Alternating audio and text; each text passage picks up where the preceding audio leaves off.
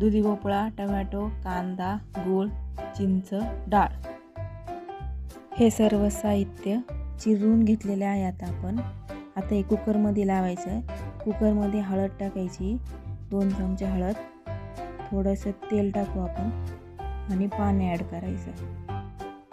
आता आपण याच्या 4-5 शिट्ट्या करून घेऊ.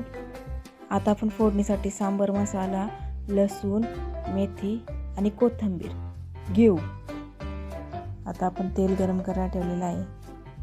आता आपण त्याच्यात जिरी, मोहरी टाकून घेऊ.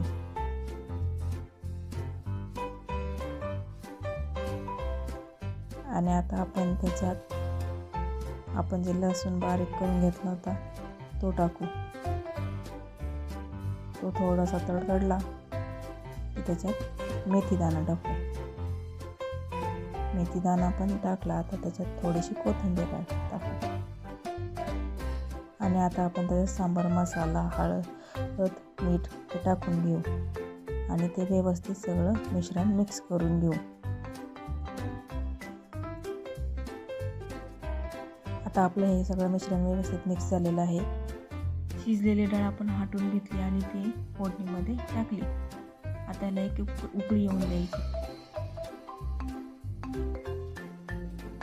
आता आपलं सांबार खाण्यासाठी तयार आहे.